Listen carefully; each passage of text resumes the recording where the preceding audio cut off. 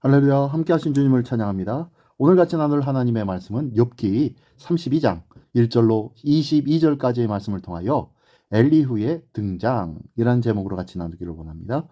자, 욥의 최후 변론에 대하여서 그동안 욥을 위로한다고 하였지만 욥을 정죄하였던 욥의 세 친구들이 그 욥의 말에 대하여 대답을 하지 못합니다. 그러자 이것을 지켜보고 있었던 옆에 젊은 지혜자, 그 사람이 하나 있었는데 그 사람이 바로 엘리후라는 사람이었고, 그 사람이 하나님의 변호자로 자처하며 등장하기 시작합니다. 자, 엘리후가 등장하는데요, 그 사람은 어떤 사람인지 오늘 말씀을 통하여 그가 무슨 말을 하고 있는지 한번 알아보기를 원합니다. 자, 먼저 1절부터 5절까지의 말씀입니다. 욥이 자신을 의인으로 여김으로 그 세 사람이 말을 그치니 람 종족 부수 사람 바라겔의 아들 엘리후가 화를 내니 그가 욥에게 화를 내면 욥이 하나님보다 자기가 의롭다 하며, 또 세 친구에게 화를 내면 그들이 능히 대답하지 못하면서도 욥을 정죄함이라. 엘리후는 그들의 나이가 자기보다 여러 해 위이므로 욥에게 말하기를 참고 있다가 세 사람의 입에 대답이 없음을 보고 화를 내니라. 아, 자, 옆에서 지켜보고 있었던 젊은 엘리후. 자, 그 사람은 어떤 사람입니까? 갑자기 말씀 중에 새로운 인물이 등장하여서 발언을 하기 시작하는데요. 욥기는 이제껏 욥과 세 친구의 대화로 계속 진행되어져 왔습니다. 사실 엘리후라는 사람이 곁에서 침묵을 지키며 네 사람을 지켜봤을 것 같습니다.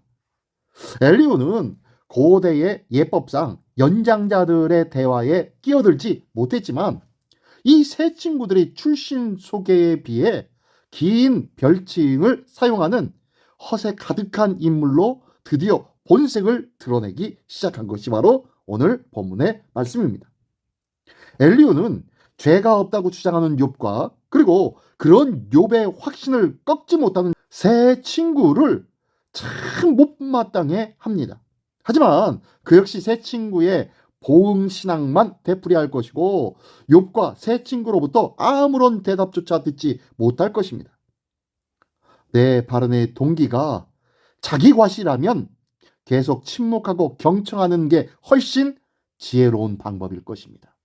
우리는 나의 얄팍한 지식을 저 사람과 다르다는 이유로 특별한 것처럼 생각하며 자기 자신을 드러내려고 할 때가 많이 있습니다. 웬만하면은 들으십시오. 듣고 마음에 새겨보며 하나님께 먼저 아뢰보는 그런 자가 바로 지혜로운 자인 줄 믿습니다. 그 지혜가 바로 우리 모두의 것이 되기를 예수님의 이름으로 축원합니다. 계속해서 6절로 10절까지의 말씀입니다. 부수 사람 바라겔의 아들 엘리후가 대답하여 이르되 나는 연소하고 당신들은 연로함으로 뒷전에서 나의 의견을 감히 내놓지 못하였노라. 내가 말하기를 나이가 많은 자가 말할 것이요 연륜이 많은 자가 지혜를 가르칠 것이라 하였노라. 그러나 사람의 속에는 영이 있고 전능자의 숨결이 사람에게 깨달음을 주시나니 어른이라고 지혜롭거나 노인이라고 정의를 깨닫는 것이 아니니라. 그러므로 내가 말하노니 내 말을 들으라. 나도 내 의견을 말하리라.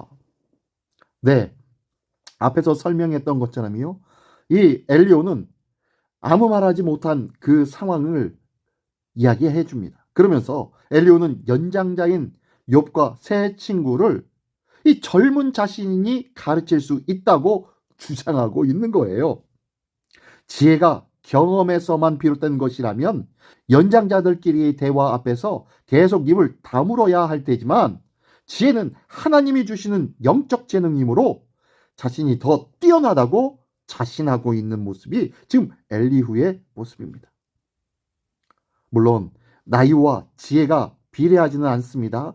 하지만 전능자의 숨결을 도구로 삼아 자신을 죽여 세우고 상대방을 깎아내리는 이 엘리후의 모습은 너무도 경솔하고 어리석어 보이지 않겠습니까?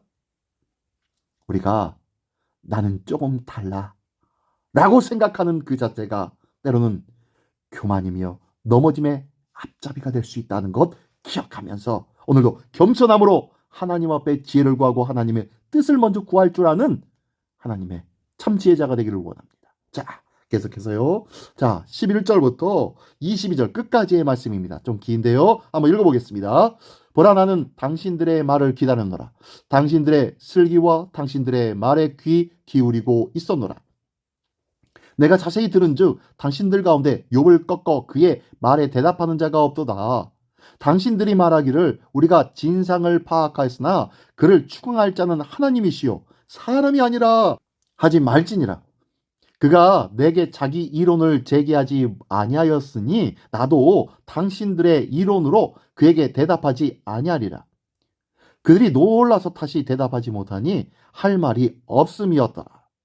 당신들이 말 없이 가만히 서서 다시 대답하지 아니한즉 내가 어찌 더 기다리리야. 나는 내 분부대로 대답하고 나도 내 의견을 보이리라. 내 속에는 말이 가득하니 내 영이 나를 압박함이니라. 보라, 내 배는 봉한 포도주통 같고 터지게 된 새 가죽부대 같구나. 내가 말을 하여야 시원할 것이라. 내 입을 열어 대답하리라. 나는 결코 사람의 낯을 보지 아니하며 사람에게 영광을 돌리지 아니하리니 이는 아첨할 줄을 알지 못함이라. 만일 그리하면 나를 지으신 이가 속히 나를 데려가시리로다. 아멘. 자, 어떤 이야기입니까? 엘리후가 새 친구들보다 지혜롭다면 욥을 어떻게든 죄인으로 만들려는 친구들의 지혜에 주목하지 않고 욥의 고통과 아픔을 헤아리고 공감했을 것입니다. 하지만 엘리후는 친구들이 욥을 어떻게 꺾는지에만 관심을 가지고 있었습니다. 그러니 결국 새 친구가 포기하고 하나님의 처분에 맡기자 자신이 욥을 꺾겠다고 나서고 있는 모습이 지금 이 모습이에요. 새 친구와는 다른 더 지혜로운 이론으로 욥을 꺾겠다고 지금 자만해 있는 것입니다. 내 관심은 고난당하는 자의 회복에 있습니까? 아니면 고난의 이유를 찾아 그를 정죄하는 데 있습니까? 엘리후는 자신의 지혜로 욥의 고난에 대해 아무런 편견 없이 말하겠다고 하지만 사실 지금까지 말하고 싶은 걸 견딜 수 없었을 뿐입니다. 대화에 참여할 때 내 말이 틀릴 수도 있음을 전제하고 나의 말을 절제할 줄 아는 지혜가 필요하지 않을까요? 그렇습니다. 우리의 말을 조금씩 절제하며 그리고 듣는 일을 먼저 할 줄 아는 하나님의 사람 되기를 원합니다. 온유와 겸손함으로 주님의 뜻을 먼저 구하며 그 뜻 안에 나의 생각과 나의 모든 지혜를 맞출 줄 아는 참 지혜의 사람 되기를 원합니다. 그 모습으로 오늘도 승리하는 하나님의 겸손한 지혜자가 되기를 예수님의 이름으로 축원합니다. 기도하겠습니다. 전능하신 주님 감사합니다. 인간의 좁은 지혜로 쉽게 다른 사람을 판단하거나 정죄하지 않도록 도와주시옵소서. 오직 모든 일에 겸손하며 남을 나보다 낮게 여기며 하나님의 뜻을 구할 줄 아는 겸손의 지혜자로 오늘도 살아가게 하여 주시옵소서. 모든 것 주님께 의탁드리오며 예수 그리스도의 이름으로 기도드리옵나이다. 아멘.